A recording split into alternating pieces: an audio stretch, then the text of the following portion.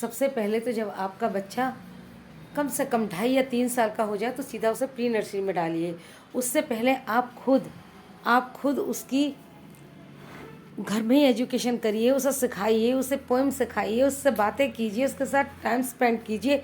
लेकिन नहीं, आजकल तो ऐसा हो ही नहीं सकता, क्योंकि दोनों वर्किंग होते हैं, और दोनों वर्किंग होते हैं तो ये सब तो कर ही नहीं सकते वो बच्चे के साथ। वो तो उठे और बस नहलाया धुलाया क्रैच में डाल के चले गए। उसके बाद में वो पल्ला झाड़ने के लिए कहते हैं बच्चे को कि अरे अब इसका जल्दी से प्ले स्कूल में एडमिशन कराओ और वहाँ पे सीखेगा, हमारा सिर खाता है, दिमाग ख़राब कर देता है। तो आजकल तो माँ बाप की ही, पेरेंट्स की ही मेंटेलिटी होती जा रही है। तो क्या करा जाए, इसमें हालात होते जा रहे हैं। दोनों कमाएंगे तो यही होगा बच्चों के साथ में कि बच्चे को छोड़ा जाएगा इधर उधर दूसरों पे, बाई पे। हाँ, जिनके घर में ये सुविधा है कि दादी दादा हैं या जॉइंट फैमिली है, तो वहाँ पे फिर भी बच्चा एक बार को एडजस्ट कर लेता है कि चलो कोई नहीं। लेकिन फिर भी जो चीज़ पेरेंट्स खुद, माँ बाप, खासकर माँ करती है, वो काम नहीं कर सकता कोई भी दुनिया का इंसान। जिनके पास माँ नहीं है उनकी तो बात ही अलग है, लेकिन जिनके पास माँ है, कम से कम उन बच्चों को तो माँ का सुख लूटने का मौका मिलना चाहिए ना। और जो वास्तव में फाइनेंशियल बहुत वीक है, बहुत ज़्यादा, तो उनके लिए काम करने की एक अलग बात है। और जिनके पास सब कुछ है, सब अच्छे से है, तो उनको तो फिर बस यही है ना कि नोटों की गड्डियाँ बैंक में कहाँ जमा करनी है और कितनी जमा करनी है, वो काउंटिंग करने में लगे रहते हैं। उनको ये नहीं पता चला कि हमारे बच्चों की ज़िंदगी के साथ बाहर क्या चल रहा है।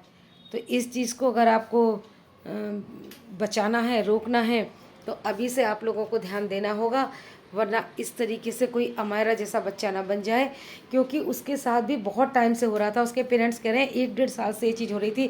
तो मैं तो कहती हूँ कि 1-1.5 साल से हो रही थी तो 1-1.5 साल तक का इंतज़ार करना क्यों था भाई। और कितना बताता बच्चा, बच्चे ने जो कदम उठाया है वो कितना परेशान होकर, कितने बाद में, कितने तकलीफ़ों के साथ उठा। उसकी रिकॉर्डिंग भी सुनी है मैंने। मेरी मेरी मेरी गूज बम्स हो गए। मैं परेशान हो गई थोड़ी देर के लिए। इतना कैसे रुक सकता है कोई पेरेंट्स। अरे घर बैठा लो उसको, बच्चे को, लेकिन उसको पहले रिलैक्स करो, पहले उस सारी चीज़ों को देखकर उसको स्टॉप करवाओ, उसके बाद अपने बच्चे को भेजो। तो बहुत ज़्यादा ये चीज़ मुझे बहुत गलत लग रही है, ये चीज़ कि आप लोग किस तरह से अपने बच्चे को इस तरह से छोड़ सकते हैं राक्षसों के बीच में। राक्षस ही हुए ना वो, जो आपके बच्चे की ज़िंदगी ले गए। ना वो टीचर समझे और ना ही वो बच्चे समझे। तो आपका बच्चा तो घिर गया और आप आराम से बैठे हैं। कैसे बैठे हैं आराम से? उसको बार बार उसी उसमें भेज देते हैं, जहन्नुम में, उसको हेल में। तो दोस्तों, मैं आपसे एक बात कहना चाहती हूँ कि जितने भी पेरेंट्स हैं वो ये सुन लीजिए ध्यान से, कान खोल कर, कि सबसे पहले तो अपने बच्चे का एडमिशन कराते ही, बच्चा होता ही कितना बड़ा है, ज़्यादा से ज़्यादा 2.5 या 3 साल का बच्चा होता है। बाकी जो प्ले स्कूल में जाते हैं तो उन बच्चों की तो बात ही अलग है। लेकिन प्ले स्कूल के अलावा जब एडमिशन होता है प्री नर्सरी में, तो कम से कम 2.5 या 3 साल का बच्चा होता है। तो ये समझ लीजिए आप कि वो बच्चा सब समझता है, और सब, जितना आप उससे बात करेंगे खुल के पेरेंट्स लोग, उतनी वो आपके साथ बातें शेयर करेगा। तो जब वो बच्चा आपका जाता है, तब से लेके जब वो आता है, तो आते ही सबसे पहले अपना पल्ला मत झाड़िए कि तू आ गया, खाना खा और बैठ और बस अपना काम कर। और खुद सो रही हैं, इधर उधर घूम रही हैं, ये सब कर रही हैं, किटी पार्टीज़ में जा रही हैं। सबसे पहला ध्यान रखिए कि अपने बच्चे का घर में घुसते ही सबसे पहले ये पूछना शुरू करिए कि बेटा, और आज स्कूल में कैसा रहा। और मैं मानती हूँ बहुत पेरेंट्स हैं, बहुत लेडीज़ हैं जो पूछती होंगी माएँ, लेकिन बहुत जो नहीं पूछती हैं, मैं उनकी बात कर रही हूँ।